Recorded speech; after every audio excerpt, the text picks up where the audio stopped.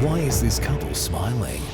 Perhaps they found hope, meaning, and purpose in the book of Revelation. Nearly 2,000 years ago, a lonely man on a distant island received a remarkable vision. Some readers have been frightened by his vision, but many more have found in it the hope, meaning, and purpose they were looking for.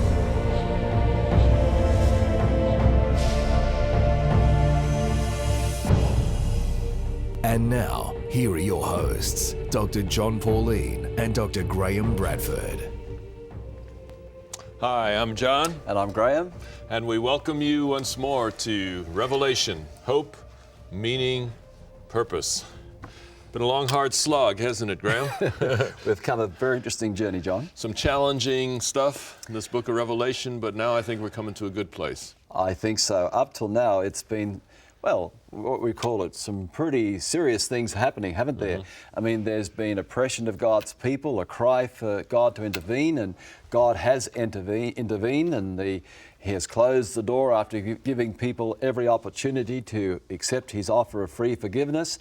The bowls or plagues have come down. We've gone through Armageddon, and we've seen the resurrection, the destruction of the wicked, a new heaven and a new earth, and well, it's like as if we're leaving all that and now we're entering into something very beautiful, peaceful, lovely. The doors of eternity are opening, the New Jerusalem, and where God's people will spend eternity. And this is exciting, John. This is really exciting. Okay, we're all interested in this because we're planning to spend a lot of time in this subject throughout eternity. All right, let's just have a look now at what is coming up. And Revelation chapter 21 and verse 1. It's like a guidepost, a transition from the old to the new. Then I saw a new heaven and a new earth, for the first heaven and the first earth had passed away, and there was no longer any sea. All right, so here we have God takes this world, He destroys it with fire, and the fire is like something that cleanses the earth, and God recreates the world to make it as it was meant to be in the beginning. And the interesting thing we find about this is that heaven is not something way out in space somewhere or floating on a cloud and airy, fairy, ghostly. That doesn't attract people anyway, does it? I mean, how'd you like to spend eternity just sitting on a harp strumming away?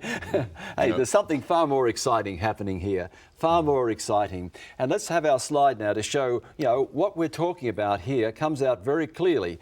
As God began things, so we have things concluding. Here's a big picture of the Bible. In the beginning, we had real people in a real place. God made our first parents, and He put them in a paradise where they were to live and have offspring. But unfortunately, the sin and death entered in the very third chapter of the Bible. Sin and death, there was a failure to trust God, I guess you'd have to say, and sin and death entered.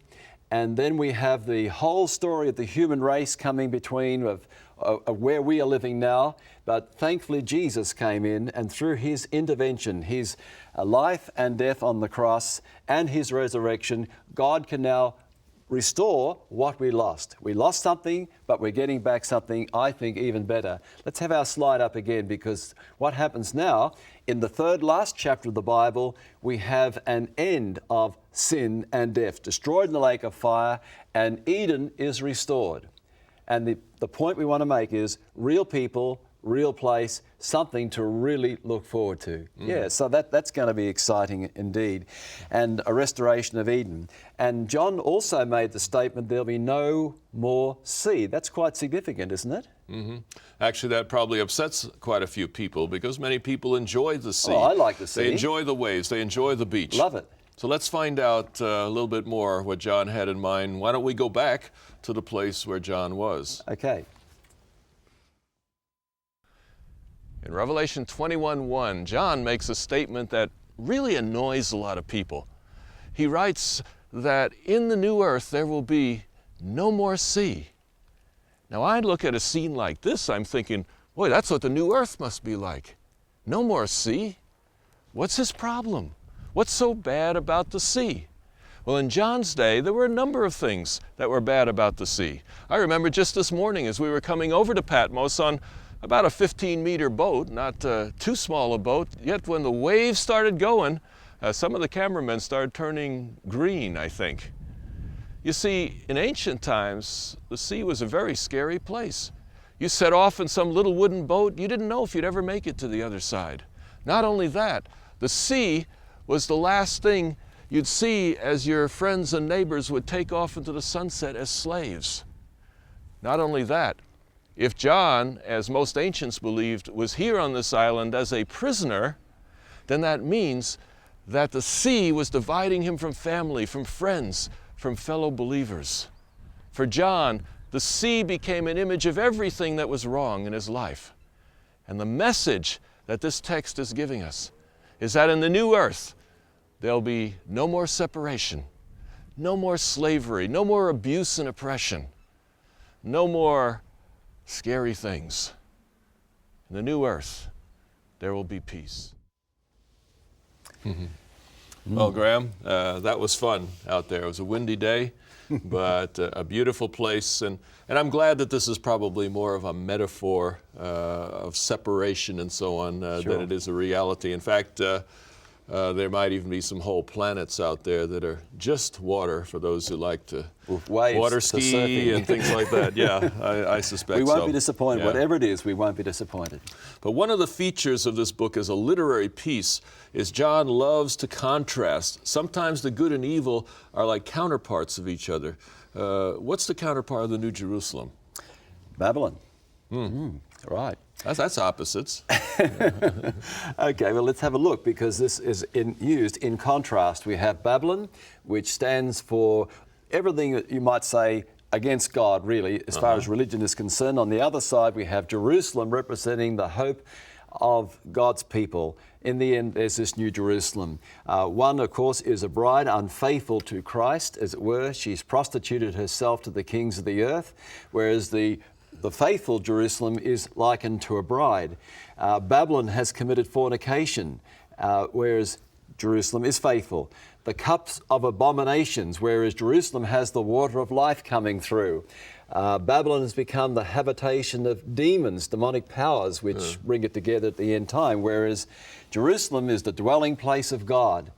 Babylon, home of the unclean, whereas Jerusalem excludes everything that is unclean from the city. Yeah, so the two are used in contrast. Yeah.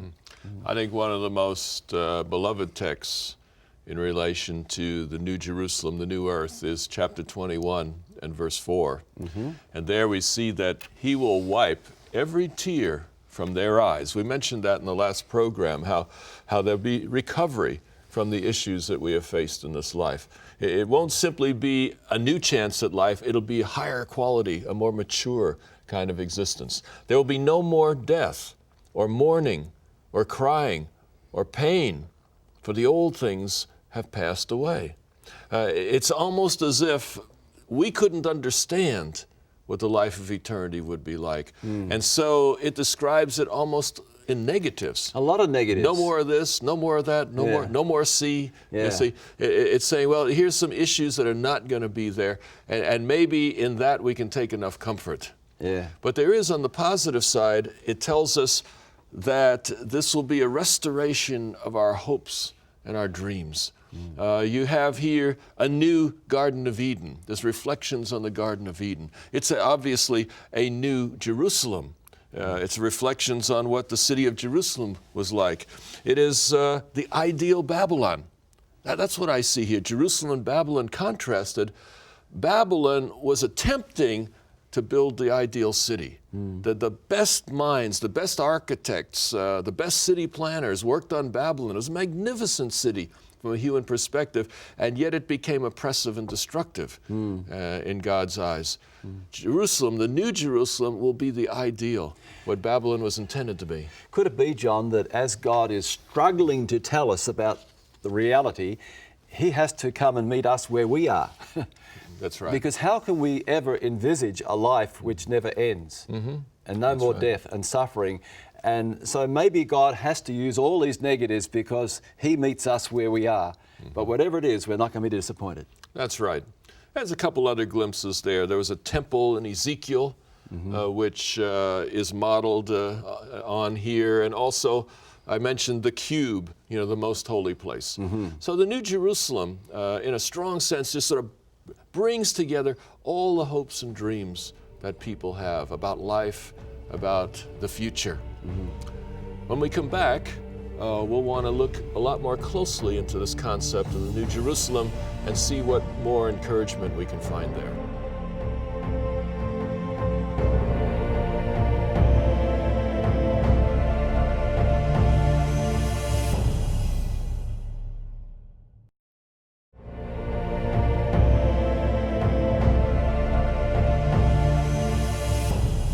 Welcome back. We promised to talk some more about the New Jerusalem, and that's exactly what I intend to do here along with Graham. For one thing, perhaps you should take your Bibles and open them to chapters 21 and 22, because we're not going to take time to read most of those texts. I think if you studied your Bible at all in the past, you're probably quite familiar with these passages of the New Jerusalem. I remember as a small child being fascinated with chapters 21 and 22 of Revelation and wondering, about the shape of the city and the gates and the walls, gates of pearl and all these kinds of interesting things. So I think many of our viewers will be quite familiar with this, but by all means, feel free. Hey, there it is. A gate of pearl. Wow. I like that one. Yeah, I never thought of it that way. The artist has tried to be true to Scripture. That's right. There's a single pearl that makes up the gates of the wall. Yeah, well, that was pretty neat. So the New Jerusalem then, let me give you the big picture. The New Jerusalem is viewed in chapters 21 and 22 as if you were approaching it from a distance. First of all, you see the city as a whole. And it is a perfect cube. It is the same height, the same width, the same length. And as you see it at the larger scale, then as you approach it, you see the walls, the gates, you see the foundations. The foundations are precious stones which are associated with the apostles. The gates are associated with the tribes of Israel. So once again, all the hopes and dreams of God's people, whether Old Testament people or New Testament people, they're all brought together in this city. It's kind of a collection of everything that we could hope or dream for. All the tribes. All the tribes. Yeah. Well, the 12 that are there. Yeah. That's right. And then when, as you walk through the gate, you see the streets of the city and the surroundings, and finally you come to the center, the throne of God, and the last step on this approach is what? To see His face. That's what it's all about, isn't it? Open fellowship with God, no barriers. Every barrier has now been removed. Yeah. Wow. So the new earth is all about approaching God. Yeah. You're seeing everything from a distance, you're coming closer and closer, and finally God is there, and that's the essence of what eternal life will be about, the most awesome relationship one could possibly imagine. We've all dreamt of knowing superstars, of perhaps meeting up with some famous person that's on everybody's lips and maybe becoming their friend and so forth. Well, that's what eternity will be like. We will all have access to the greatest, coolest beings in the entire universe. I feel, John, that somehow God is going to be easy to live with. Some people you're with and you feel uneasy, nervous, you might say something wrong, do something wrong, offend them. But I don't think God's going to be like that. I think God's going to be better than we could ever imagine. He is so gracious, so kind, so loves us that we're going to feel quite relaxed and enjoy it. Yeah, I'm looking forward to it. Well, there's a river flowing through this city, which reminds us of ancient cities that were often built upon rivers. And the interesting thing about it, you have these gates, but the gates are never shut. The whole purpose for walled cities is protection. But this is a city that doesn't need protection. Where's the enemy? I mean, no more enemies. No more enemy. No more dangers. No more wars. No more conflicts. And as I mentioned, the cubical shape of the city, it says there's no more temple there, and yet the very shape of the city reflects the very heart of every temple. So I've invited Dr. Roy Gain to come back again and share with us about temples in the ancient world that'll give us a clearer idea of what this image would have meant when it was originally written. Okay. Ever since I was a young boy in Australia, I enjoyed going to church. I liked going into church to hear the music and what was going on. And it's nice to be inside a church because when it rains outside or when it's snowing, here in Michigan, not Australia, but when it's the weather is bad outside, you're protected from the elements. We think of our churches as like sanctuaries where God dwells. And in a sense that's true because he dwells with his people. The church, in a sense, is his temple. His Holy Spirit is with us. But in the ancient world, things were a bit different. If you take the ancient Israelite sanctuary, for example, the very presence of God in some visible, manifest form, which we call the Shekinah, was dwelling there, hovering above the most holy apartment of the sanctuary, enthroned above the cherubim on the Ark of the Covenant. People didn't come in there to worship God, just as they didn't go, people in other societies and other countries didn't go in their temples to worship their gods, including in the Roman world. When they had a god, that was the dwelling of the god, and the people were kept out. They couldn't go into worship like a church. That place was supposed to be holy and special, just like the palace of a king. Not everybody can just walk right in and say, "Oh, hi, Queen Elizabeth." No, there are guards and there's protocol, and you have to be very careful out of respect.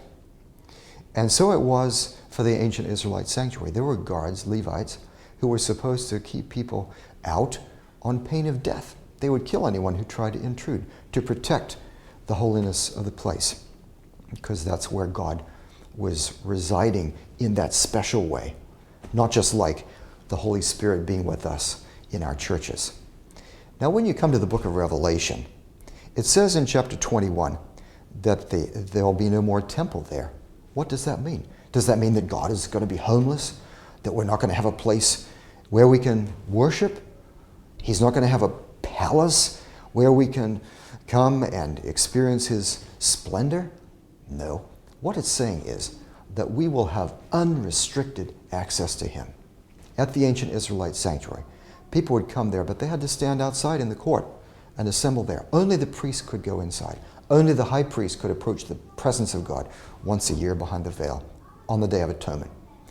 But when we reach the New Jerusalem, we're going to have an access to God which is unrestricted. It's just mind-boggling, the thought that we'll be able to walk and talk with God as Adam and Eve did in the Garden of Eden.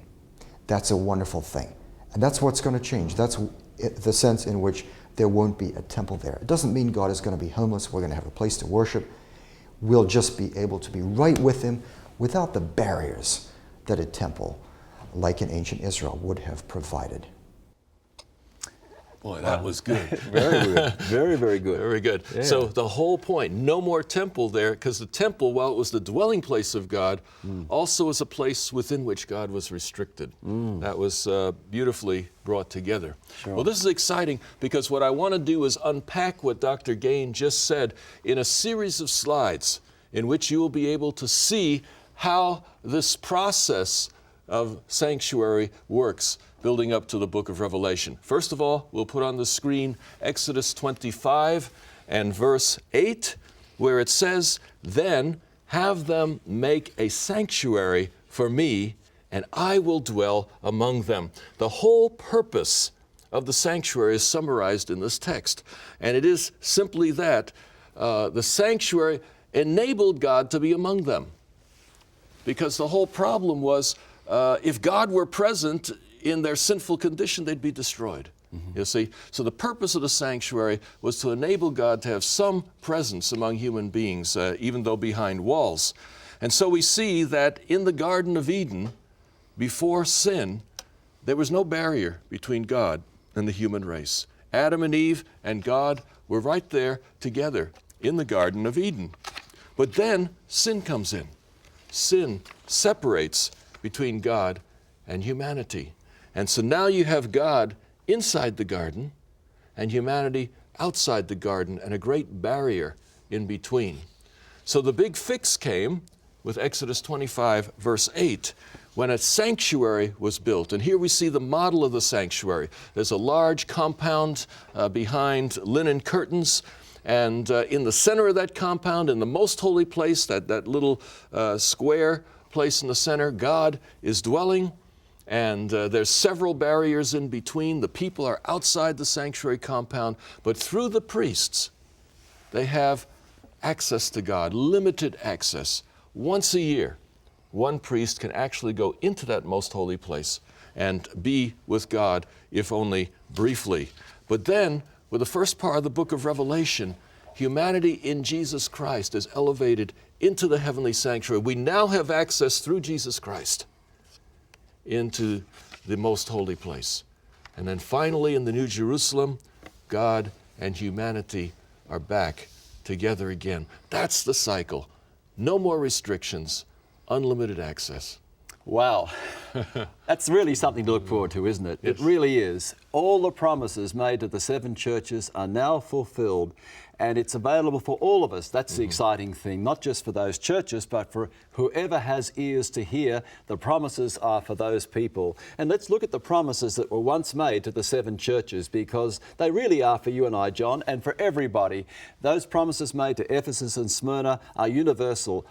To those who overcome, I will give a crown of life. Jesus said, be faithful unto death. Many people have taken that promise. Many people have yielded up their lives, taking God at His word, and now they receive that crown, a victory crown. They can live and reign with Christ for eternity, and that is exciting.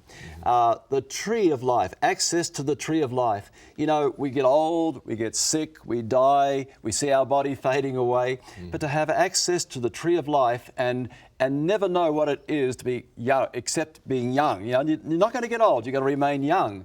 And tree of life, that's what we were meant to have right in the beginning, and that's exciting. And pillars in the temple of God. You know, that is a privilege, isn't it? To be in the presence of God for eternity, and to represent God, and to be in His presence and a pillar. And could there be a higher privilege than that? And look at this last promise here, to share the throne. You know, I don't think we've really begun to understand what it means to share that throne, to be kings and priests. And that was a promise made to Laodicea, remember. The lukewarm church, the most hopeless church of all, was given the greatest promise. And look at the promise, to share the throne. All right, now coming up after the break, we're going to explore more of what it really means to share that throne.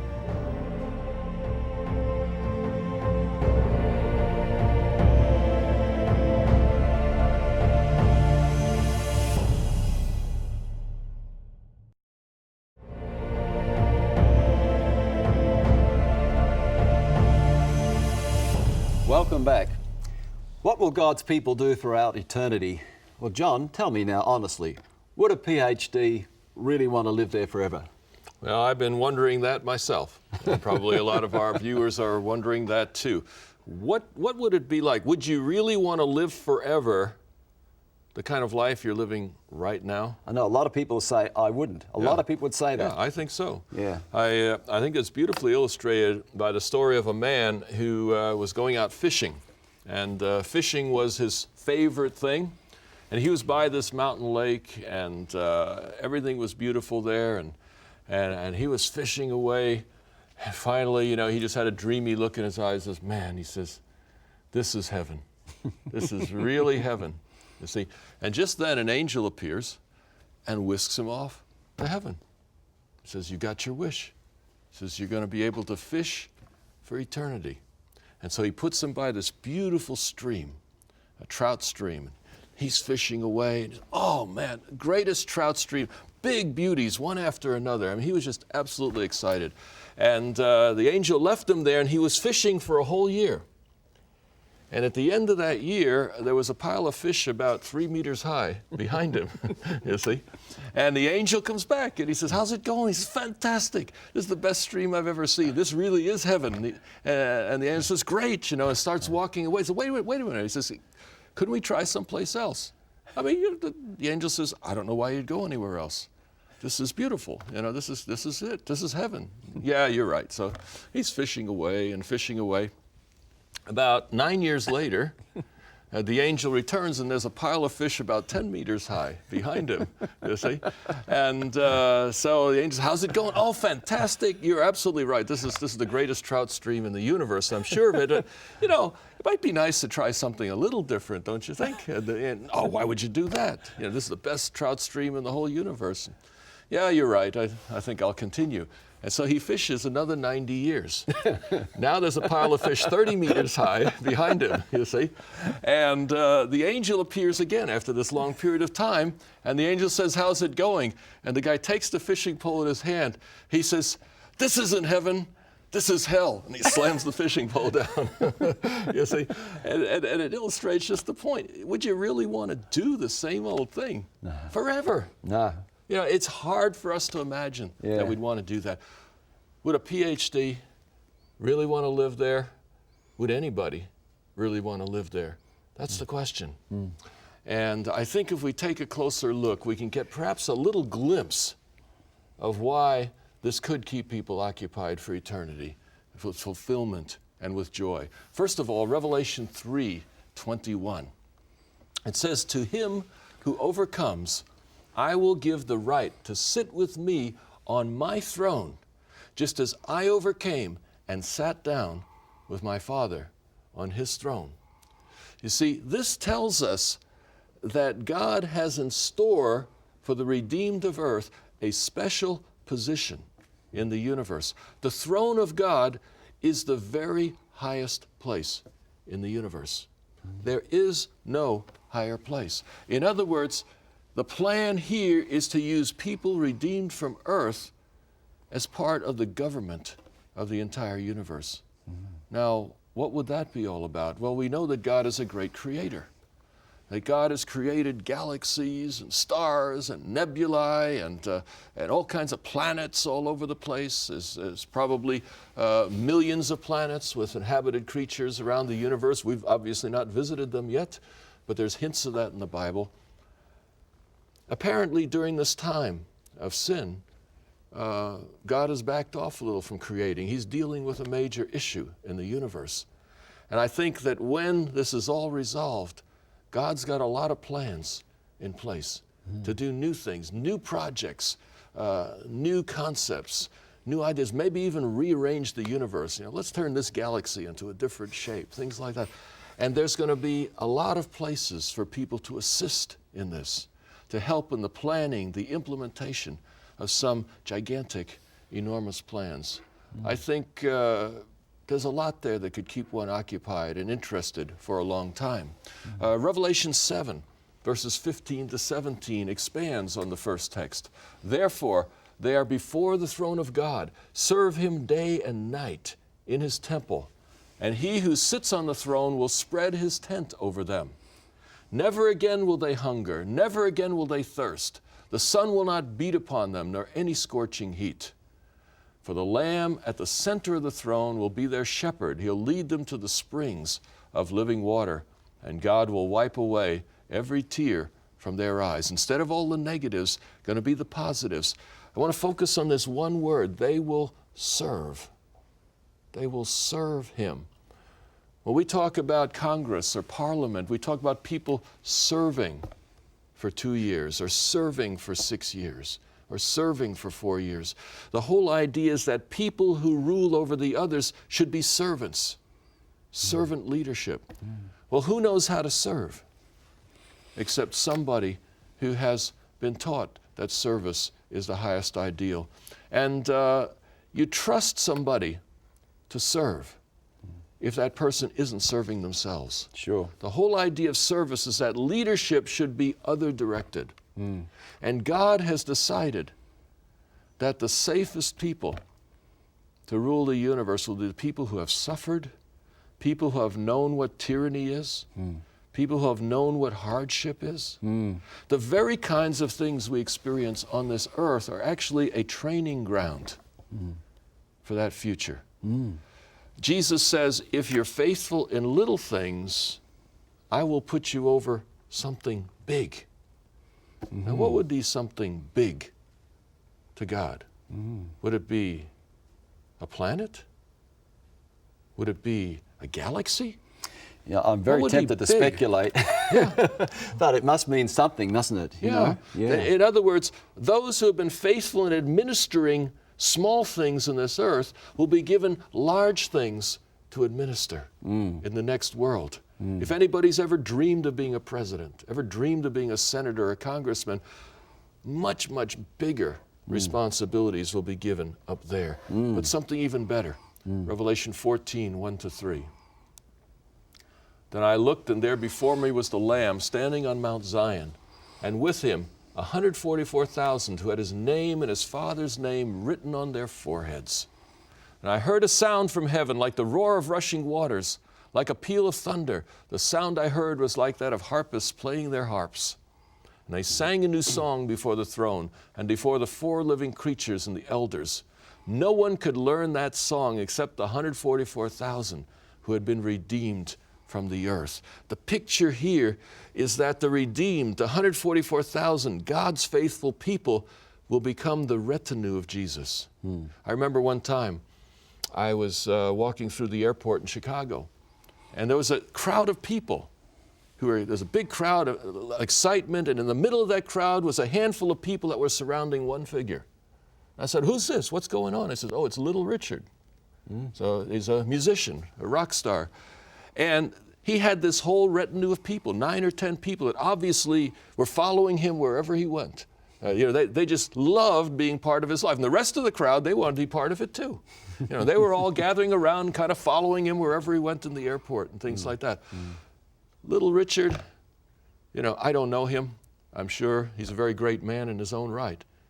But he is nothing compared to the creator of the universe. None of us are. To imagine being part of the hangers-on, the tag-alongs, the retinue of the greatest superstar in history. That's the kind of thing that can keep people charged up for an eternity. And beyond that, it tells us we'll not only be kings, but we'll also be priests. We'll be able to use our talents to lead in worship. If you've ever loved to sing or play an instrument, you'll do it all the more there. In fact, a good friend of mine, Jan Robertson, we knew each other very well when we were younger, and he was a fantastic musician. He always used to tell, people would come to him and say, "Jan, when I get to heaven, I'm going to play the piano like you." And he says, "No, you're not." He says, "When we get there, I'm going to be 15, 20 years ahead of you." You see, because the talents that we have now, the skills that we have now, we will keep on developing them, leading worship, inspiring people, helping people to be more faithful to God, to be more focused on the riches of the life that God has given. That's what kings and priests are all about. It's not just sitting on a cloud harping. It's not just sitting in front of a river fishing. Meaningful tasks, meaningful purposes, purpose, meaning throughout eternity. When we return, we'll discover that's not all there is to the life of heaven.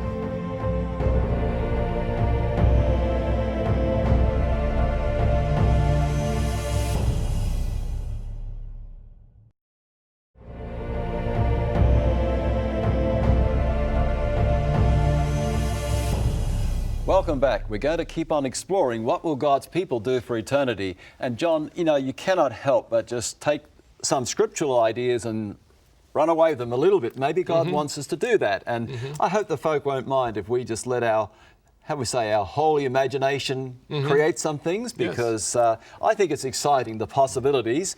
And let's just think first of all about our senses. Our senses are very limited now. We touch, we taste and so forth. But often we're so limited by what we can perceive. And I have a little clip I have on my computer at home, someone sent me. It starts off with a leaf in the garden, and it says, "Let's explore to the power of 10 as we move to the outer edges of space." And so it moves away 10 meters, 100 meters, 1,000 meters, and each time to the power of 10. And you go way out there through the distant galaxies and the stars, and you look back and you see this tiny little speck in the distance, which is our galaxy, and you say, "Whoa, how much further can we go?" And then it comes back and it says, "Let's go back to this little leaf in the garden, and let's go the other direction." Go the other way. To the power of 10.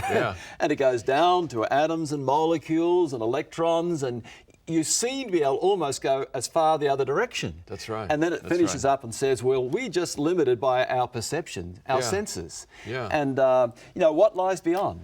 Well, wouldn't it be neat if in eternity that, without the need of these aids, that we could actually focus in that way, that our eyes could telescope or perhaps microscope the other way. I have to tell you about an exciting experience I had.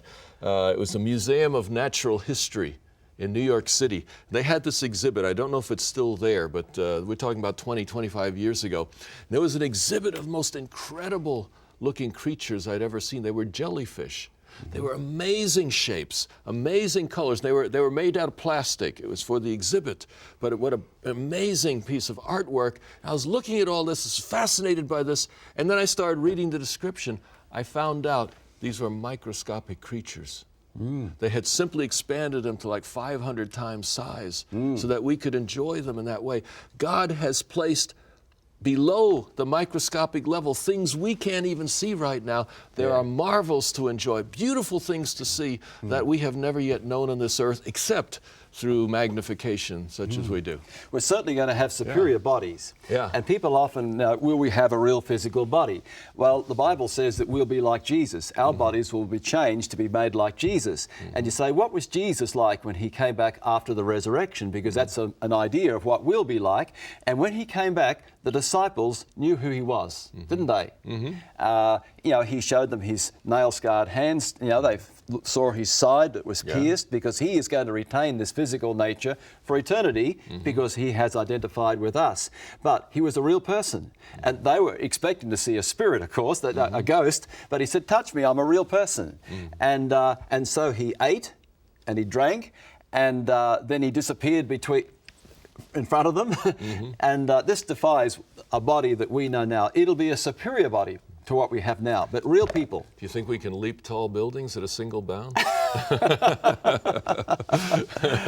I could well be, who knows? But we won't be disappointed. There may be planets. I know on the moon you could jump 25 feet in the air on the moon, you see, because of a different gravitation. Yeah. So there will be planets out there where we can do things with our bodies that we could only imagine here. Okay, and people often ask, will we recognize our loved ones? Jesus spoke in terms of in the kingdom, many will come from the east and west and sit down with Abraham, Isaac, and Jacob in the kingdom, which I think means that we will recognize each other. We will. Because, if we can't recognize each other, and if we don't retain some of our present personality, it really isn't salvation, isn't it? That's why God is interested in our spiritual growth and our mental growth now, isn't it? Because the only thing that survives that world that goes up in flames, we saw, is people. Everything is going to go down. The pyramids of Egypt have been around for a long while. Great buildings will disappear. Nations and all that they've created disappear too. The only thing that survives is people who trust in Jesus. And that's an investment for eternity, trusting in Jesus. But the physical powers, the ability to not get weary and to, we'll still sleep, I'm sure. Don't you think we'll sleep, John? What do you think? I don't know. You don't think we're going to sleep? I don't think the Bible addresses that question. But hey, I've got an idea. Have you ever been in a room and it's been really, really quiet with a dog? Everybody's quiet. There's not a sound. All of a sudden, the dog's looking around. Dog heard something. Because dogs have the capacity to hear frequencies that we can't. And I can imagine that as our ears are healed and brought to their fullest capacity by God, that we'll be able to hear sounds that we cannot now hear. So I can imagine music in whole other dimensions than what we have right now. Yeah, I can believe that too. And, travel. You'll forgive me, you've given me license to speculate a little bit, haven't you? And I'm sure our watchers will too. Just a little. But I can't believe we're going to be confined to this one planet. No. I cannot believe that. You cannot tell me that from all eternity, God has been creating whirling worlds, billions of galaxies, trillions probably of light years away that we cannot even perceive yet.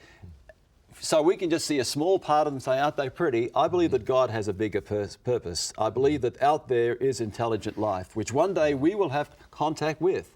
And I believe we'll have a special role to play on behalf of God when that happens too. Space travel, I believe, will really begin. Now, here is Daniel praying, and while he's praying, the angel comes from the throne of God right to his side. Now, that's real travel, isn't it?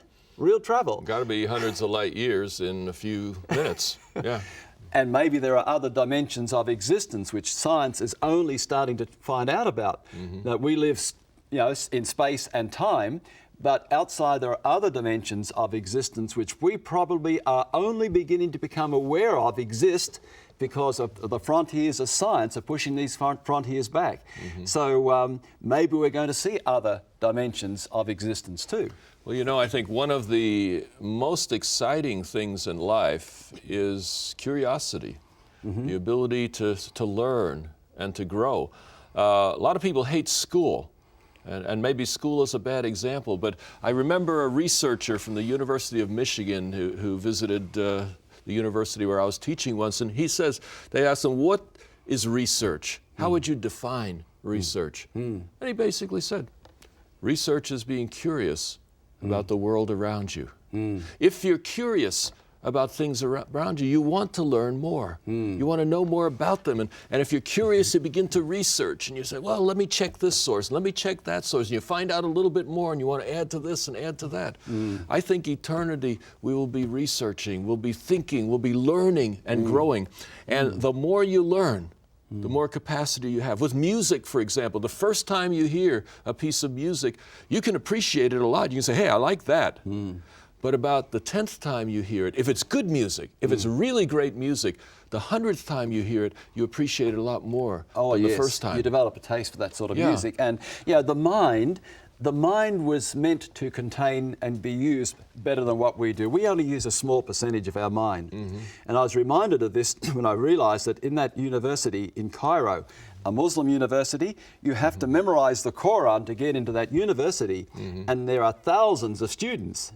So hey, that's an achievement. The Quran is about the size of the New Testament, and thousands of students memorize it. So all of us are capable of doing better than we do. Our mind was meant to work and contain more than we only use a small part of it, really. So we're going to find throughout eternity our capacity to use our mind will increase and grow, and I don't think we'll be so forgetful like where I left my keys in Ephesus. yes. Shall we say where you left your keys? Where I left my keys. I don't think that sort of. I don't imagine I'll do that in eternity. No, probably not. One last thing I think maybe that we don't want to overlook is the social life in eternity. And I remember I have a friend that. It's an interesting friendship. We've never lived close to each other except for about 1 year in university. Yet it seems like whenever we get together, it's as if we'd never been apart. 3 years, 4 years gone by, we get together and just boom. And I remember one time we were at his house, and about once a day, the two wives would pop into the living room, take a look and say, still talking, walk out and do whatever they were doing. It seemed like we could never get enough of being together, sharing, talking. There'll be relationships like that throughout eternity. And there are people we relate to like that. And when you're with someone you really like, the hours seem like minutes. And if you have an eternity, you'll have time to develop that much more relationship. And what a wonderful thing to be close to Jesus for eternity. That's right. Surely He is the most precious thing because, we are special companions of His. Step by step, our experience has been mirrored in His experience. People have been through battles and soldiers for the rest of their lives. They are close to each other, aren't they? They've been through so much. And we'll be specially close to Jesus because we of all His creation have followed in His footsteps, suffered on His behalf, great is the reward, and He's our special companion for eternity. There's perhaps one more thing before we close this program, and that is a question some people may have. What are we going to do with memories up in eternity? I mean, won't there be things, challenging things that occurred in our lives here, memories that hurt, pain, and so forth? What are we going to do with those in eternity? Will they somehow spoil that experience? We'll talk about that after the break.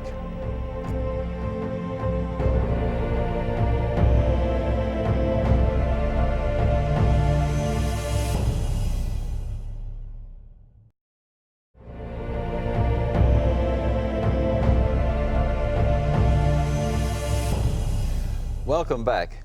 Now, John, you spoke about painful memories and how will we deal with these in eternity? So perhaps you might like to follow on from that. Yes, and as one who has counseled many people through the years, I've heard some incredible stories, some very, very painful stories. And I have to confess, my life has been relatively sheltered compared to a lot of people that I know. And Pamela has shared with us from time to time some of the things that she's been through. I really had very little of that kind of experience.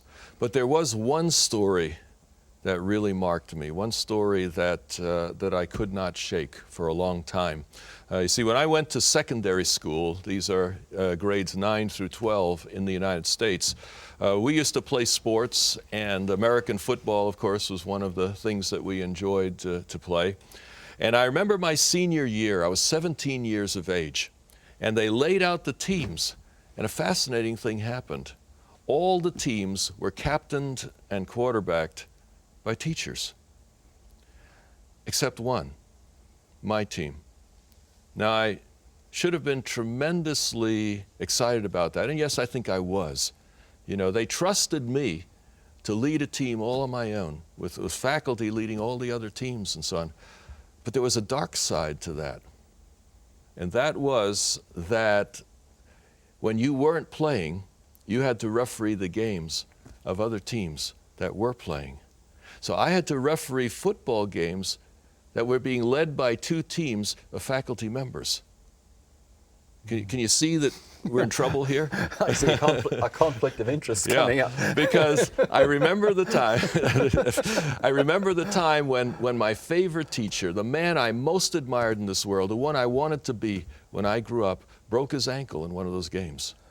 And so I was refereeing the game. His team was playing, but he couldn't play. He was on crutches on the side of the field, and I had never seen this side of him before. It was very, very early in the game. The play went on. I made the call, and I heard this voice. "That was a stupid call. What's the matter? Are you blind or something?" It was his voice. And I just shook it off, and the game went on, and I made another call. "Oh, come on, I can't believe it. That was the most ridiculous call I've ever seen." And so it went. As the game went on, it came to the 3rd quarter of the game, and there was one of those power sweeps, where everything kind of ends up at the sideline right in front of him. And I was right there. I made the call, and he says, "That does it." And he came staggering over to me on his crutches, was right in my face. He says, "This is the sorriest piece of refereeing I have ever seen in my life." I have to tell you, I was shaking at that moment. And as calm a voice as I could muster, I said to him, "I'm sorry, but I'm doing the best I can." And he looked me in the eye, and he said, "Your best isn't good enough." The football was in my hand. Yeah. And I threw the greatest spiral of my life. It landed on the roof of the school 4 stories above. This is New York City. And I walked off that field, hearing the gym teacher calling the season. I went to the deepest, darkest corner of that school, and I cried for 2 hours. Why? Yeah. Because when my hero said, "Your best isn't good enough," I came to realize that maybe my best never would be good enough. I met Pamela 5, 6 years later. I don't know how she's going to answer this question, but Pamela, do you feel that that story in some way damaged our marriage? I think it probably did. How? Well, for years I always wondered why when you talked about your accomplishments, you always said you were the best at this and the best at that. And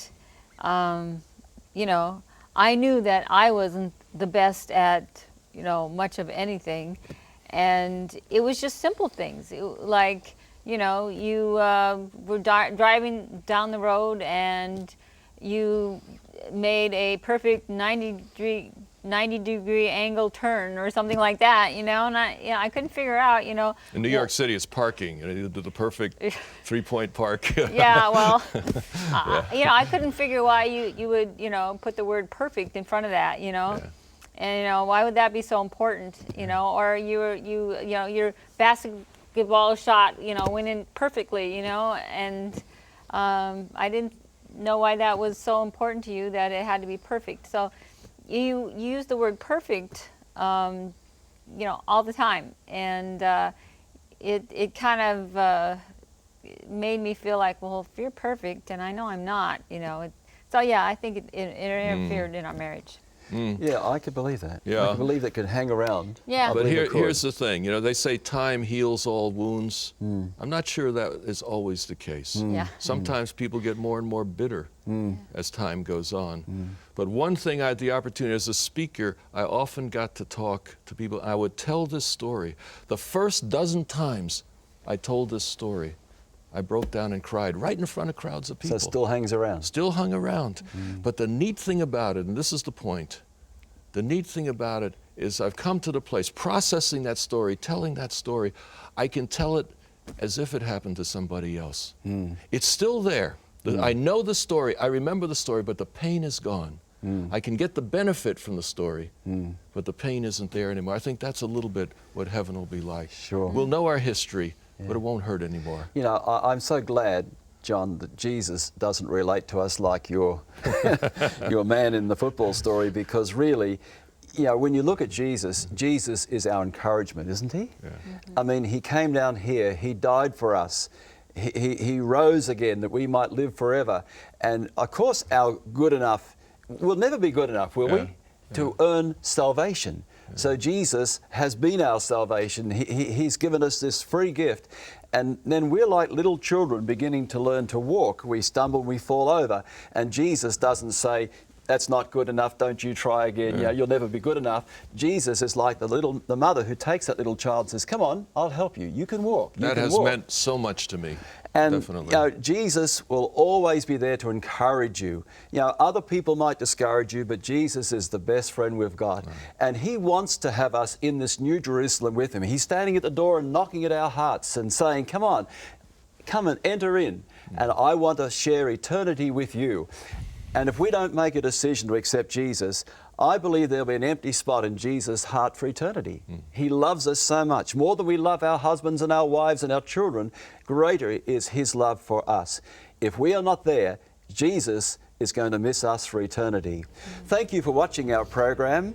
We're privileged to be with you on this program. And coming up, our next program is going to sum it all up, final warnings and blessings. We'll look forward to meeting with you then.